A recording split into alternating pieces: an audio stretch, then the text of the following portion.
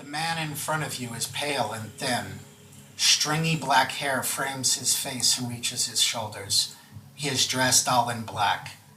And he says, "Now, tell me what I want to know about the Doulos Corporation. What are the shipments you carry for them? What are they building on all of those planets? What are they planning?" And then there's another boom, and the door going out of this room blows in. Soldiers in black gear rush into the room. Soldiers with green Doulos patches on their uniforms. And the appearance of Happy Jacks is nothing short of bizarre, at least in this place.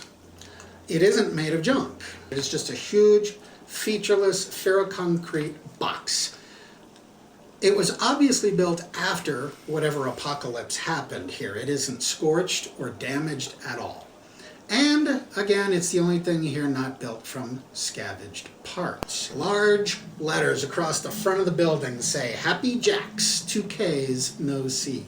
The only door you see isn't just a door. It's more like an airlock with a booth next to it. We were sent here by Mink on important business with Happy Jack. Happy Jack is not going to want to miss out on what we have. Happy Jack is just a name, it's not a person. He turns around and disappears behind the Wasn't curtain. Happy Jack the guy who was going to buy the thing from me? It wasn't. We should ask who's the owner of this place. A series of locked doors, and then you are in one of many service corridors inside Happy Jack's, the club that's owned by Crowlex. The place is pretty much his secret headquarters, therefore it's built like a military installation. Again, Crowlex is all about security, protecting his business. The four of you even being here and knowing these things means you've gained unique trust with Crowlex. Most don't even know his name. Street-level criminals never even see him, always dealing with a middleman, and just assuming that the boss's name is Happy Jack.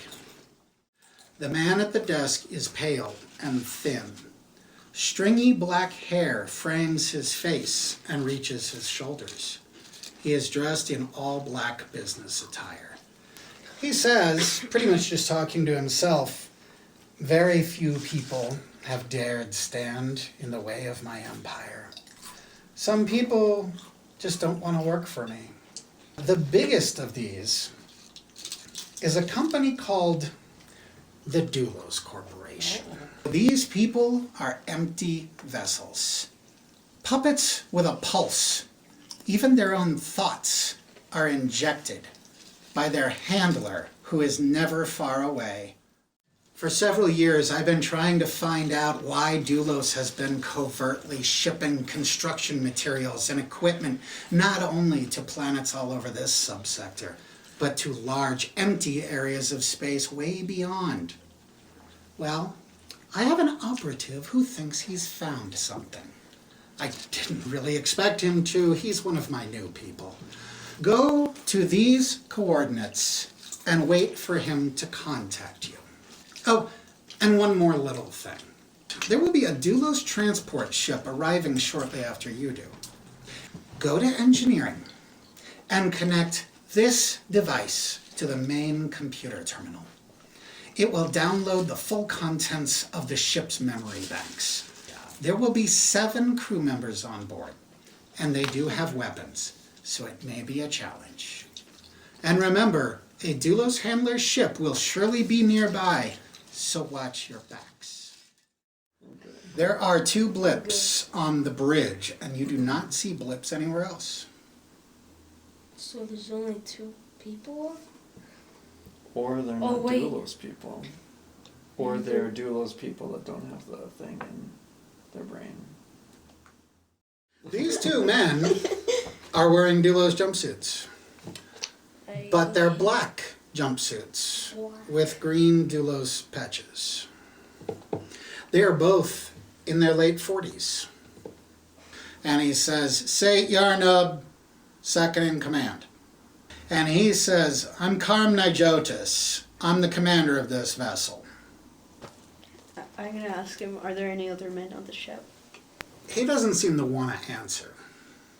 I'm going to shoot him in the knee. Ooh. He screams, he falls. And then it's Sate who yells, "There's nobody else on the ship, it's just us two." In the lab is a large console with 2 chairs. The console takes up half the room. There are 20 or more screens grouped in a pattern that isn't immediately meaningful. Further observations suggest that these are people being monitored. The cargo bay is half filled. There are about 20, maybe more, rectangular boxes that look kind of like coffins.